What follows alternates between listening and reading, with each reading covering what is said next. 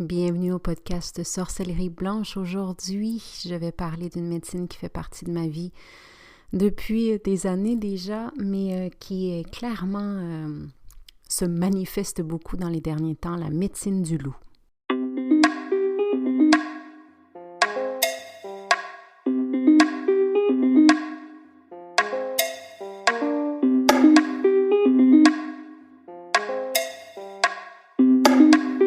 Namasté belle âme et bienvenue dans mon podcast Sorcellerie Blanche où on partage des trucs spirituels pour t'ouvrir à un éveil encore plus grand. Des tonnes de sorciers et sorcières blanches qui assurent ensemble un cheminement vers ta spiritualité tout en douceur mais surtout tout en amour. Ici on te connecte avec la médecine et les thérapies naturelles, tout comme des gens spirituellement inspirants pour que tu puisses arriver à t'éveiller consciemment encore plus afin de te connecter avec ta vraie nature, sans ego et dans l'amour de soi profond.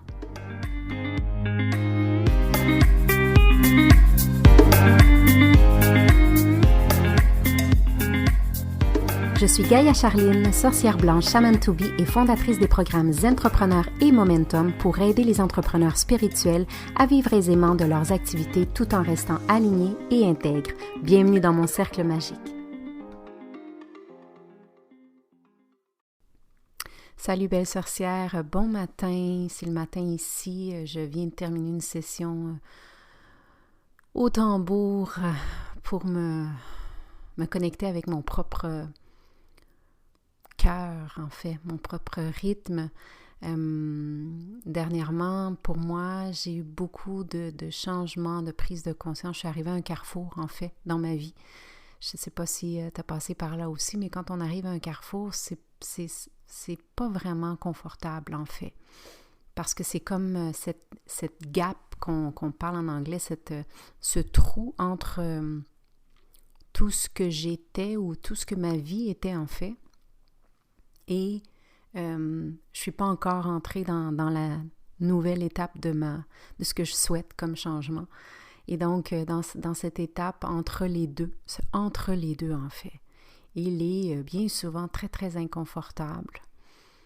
C'est inconfortable parce qu'on ne sait pas exactement ce qui nous arrive. Donc, je ne sais pas toi, mais moi, personnellement, je ne trouve pas de mots pour expliquer. Je peux pas vraiment dire comment je me sens, qu'est-ce qui se passe, pourquoi je suis comme ça. Donc, c'est vraiment quelque chose qu'on peut que ressentir, en fait.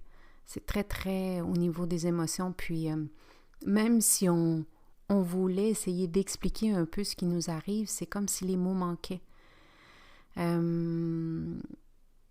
Et ça fait partie aussi du rythme de la vie. Ça fait partie du cycle. Ça fait partie des étapes qu'on doit passer, en fait.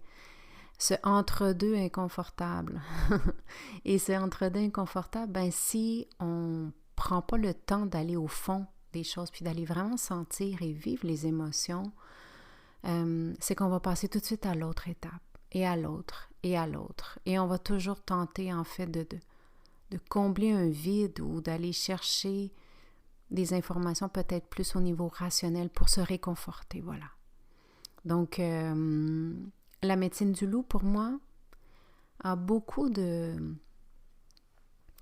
sens, en fait, parce que ça me permet de me retrouver, moi, le loup seul, hors de la meute. Qu'est-ce qui se passe avec moi? Et évidemment, de trouver sa meute fait partie du cycle de l'évolution, puis de la médecine du loup, en fait. Mais le loup dans une meute, s'il ne connaît pas sa place, s'il ne connaît pas, en fait, qui il est, parce que savoir quelle est sa place et savoir qui on est, va bien souvent être oublié. Et c'est une sensation qui est vraiment pas agréable et qui en fait ne sert pas. Dans la meute, tout le monde a une place importante parce que tout le monde sait qui il est. Et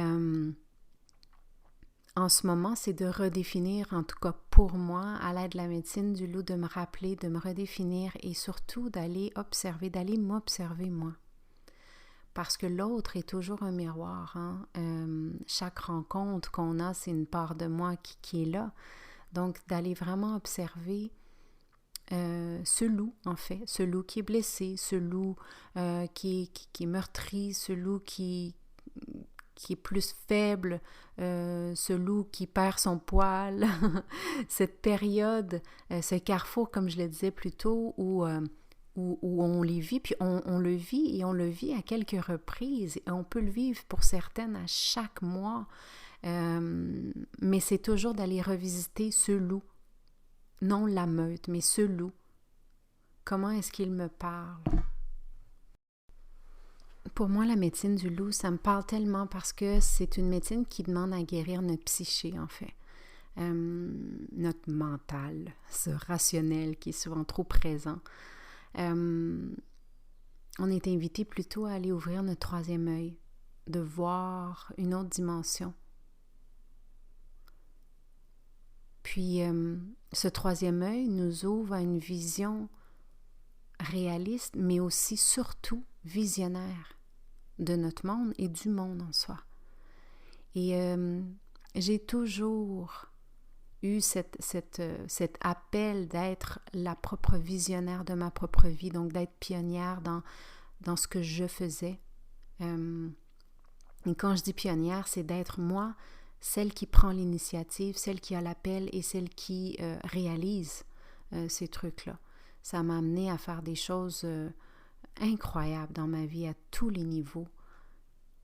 Mais le troisième œil dont je te parle, cette ouverture du troisième œil, c'est toujours cette vision qu'on veut pour notre vie.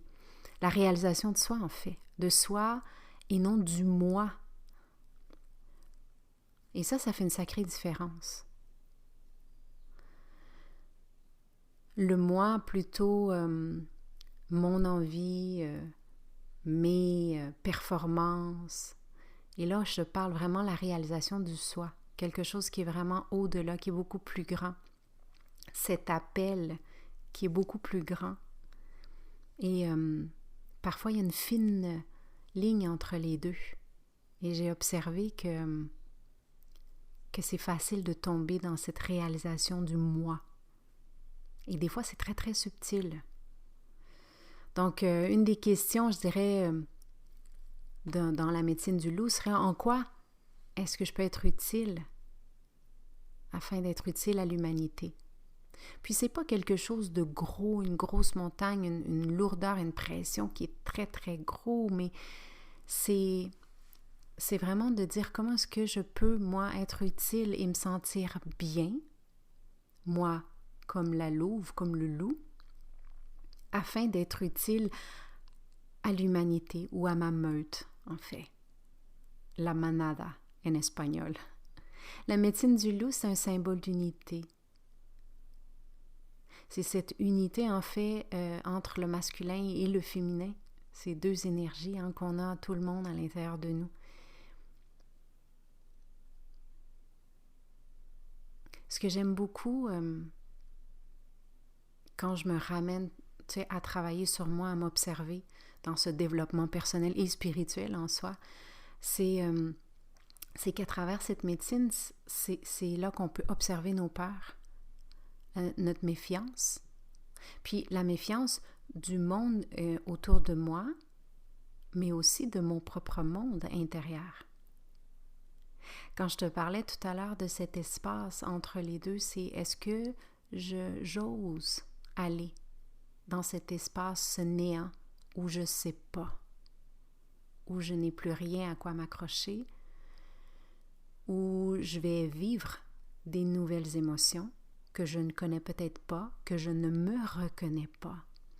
Et ça, en soi, c'est une bonne nouvelle, c'est-à-dire que j'ose déconstruire ce qu'on a construit pour moi. J'ose déconstruire tout ce que je croyais être ma vie. Et il y a cet espace, un espace où il peut y avoir une reconstruction.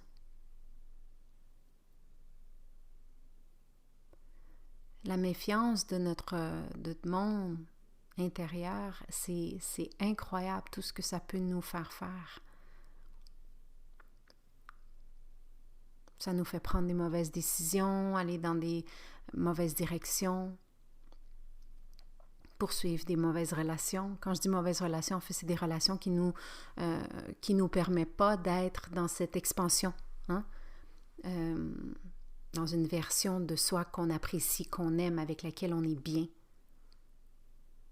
En fait, la médecine du loup, c'est d'être utile à soi et aux autres, en étant conscient que tout est dans tout. La médecine, en fait, du loup, c'est quelque chose qui est quand même complexe si on la voit au niveau rationnel, encore une fois, avec la tête. Mais qui est très, très possible et qui est en fait très simple quand on la vit dans le cœur. Et pourquoi je parle beaucoup de la médecine du loup, en fait, pour moi, mais aussi j'en parle beaucoup dans mes communautés. Ça fait plusieurs années, j'avais déjà fait des cérémonies à ce sujet. Je fais maintenant une retraite en présentiel qui s'appelle Manada à ce propos. Pourquoi je trouve que c'est si important, c'est que si on observe vraiment le défi à relever en ce moment, ce défi, c'est vraiment d'arrêter d'aller chercher chez l'autre qui je suis, d'arrêter d'aller faire comme l'autre, de souhaiter avoir comme l'autre, de souhaiter être comme l'autre. Mais c'est vraiment de dire, c'est un grand défi, là, c'est d'aller chercher, ouais, mais moi, je suis qui? Et l'autre partie importante, c'est de me guérir ou de transformer ce que je ne suis pas. Et c'est à partir de là que le loup, la louve, va devenir utile à elle-même et donc aux autres.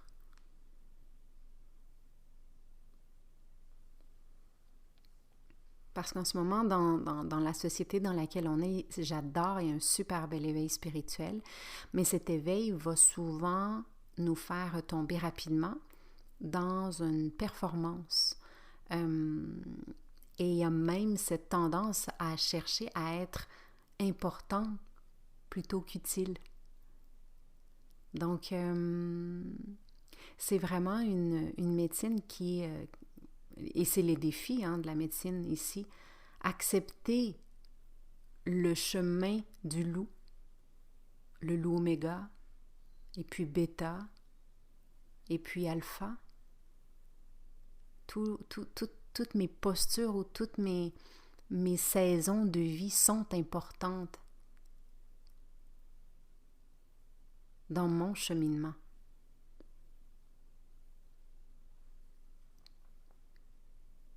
Et éviter en fait de vouloir tout de suite être alpha. Et alpha, en fait, qu'est-ce que ça veut dire pour moi? C'est mon humble opinion, c'est cette sagesse. C'est plus rien à démontrer, je suis comme ça. Et c'est rien à voir avec une force, mais c'est vraiment que c'est un respect envers soi, une sagesse, une posture de bien-être, de sécurité avec soi-même, et donc qui inspire profondément autour de soi cet état d'être. Parce que le loup, dans ses basses vibrations, la médecine du loup, dans ses basses vibrations, est vraiment coupé de la source. C'est un loup qui va vraiment se chercher, qui ne sera pas bien avec soi, qui ne sera pas bien avec les autres, qui va souvent vouloir à tout le monde de ce qu'il croit être les malheurs de sa vie. C'est un loup qui ne va pas du tout se responsabiliser et il va se perdre souvent. Le loup, il est perdu, c'est un loup qui est perdu. Et c'est souvent ce que j'ai observé, c'est une acceptation un peu difficile de l'incarnation. C'est une mélancolie d'un bien-être qui est là à l'intérieur, mais qui est difficile d'incarner en fait dans la société, dans cette vie terrestre qu'on est venu vivre. Donc la médecine du loup nous invite vraiment à faire un chemin vers soi, avant de pouvoir en faire un vers la meute, vers les autres. Parce qu'un loup qui n'est pas en paix avec lui ne peut pas être en paix avec les autres. Parce qu'un loup qui se rejette soi-même va toujours rejeter la meute. Et donc, il y a un certain cheminement que j'aime vraiment beaucoup avec cette médecine où on va prendre en fait la décision de faire ce premier cheminement vers soi, dans cette transformation de soi, qui va se poursuivre au sein de la meute. Parce que l'autre est une part de moi. Donc, c'est à travers l'autre que je vais continuer mon évolution.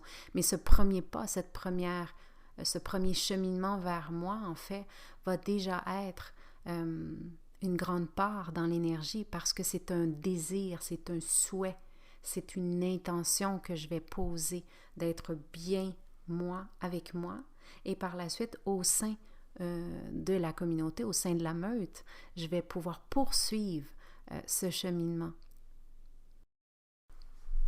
Et quand ce cheminement-là, il est bien commencé, c'est tellement magnifique parce que l'énergie dans ces hautes vibrations de la médecine du loup nous invite à aller observer vraiment notre psyché. Et c'est là qu'on découvre tellement d'informations. Parce que cette psyché inconsciente, en fait, est là où on a laissé se construire beaucoup de choses. Et donc, on peut commencer à déconstruire à partir de là. Et on peut aller reconnecter vraiment à cette flamme, à ce feu intérieur et dire, eh bien, ça c'est oui et ça c'est non. Comme le loup, en plus, il est relié à la lune.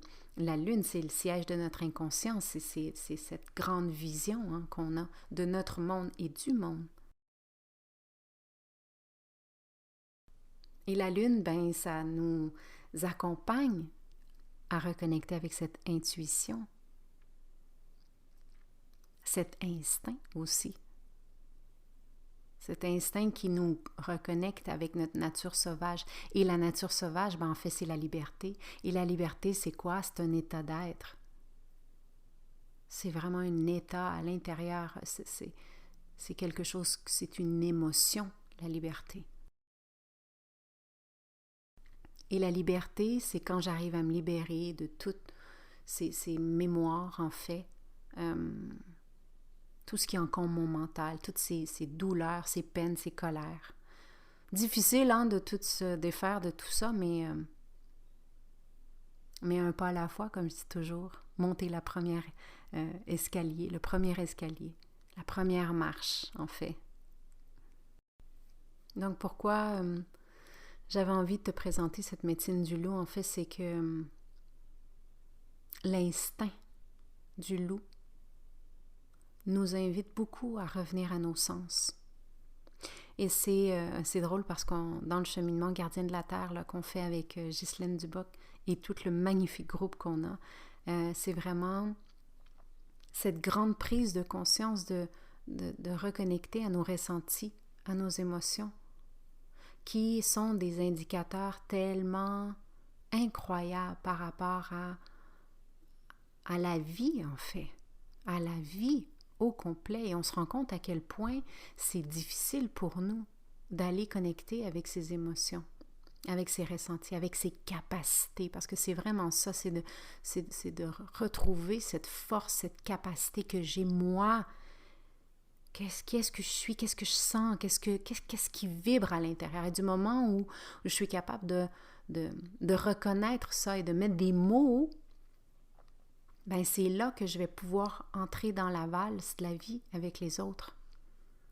Et arrêter de toujours combattre, lutter, aller contre, comme on nous a appris, être la compétition, la performance. Mais je vais comprendre que la vie, c'est une valse, c'est une danse.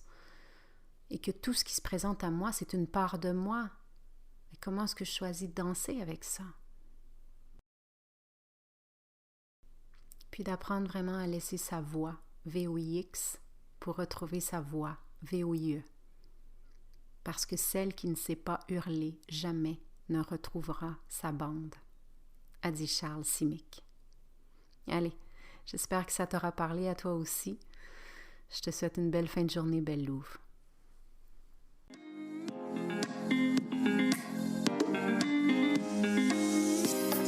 Si le sujet de la spiritualité t'inspire vraiment et que tu as un côté sorcière aussi, joins-toi à la tribu Gaïa sur les réseaux sociaux. Sur Facebook, la page Gaïa, @Gaïa Total, et le groupe fermé sur Facebook, Entrepreneur en devenir, ou sur Instagram, je suis Gaïa Total. Visite mon site web www.gaiatotal.ca pour en savoir encore plus. Au plaisir de te croiser. Waheguru, belle âme.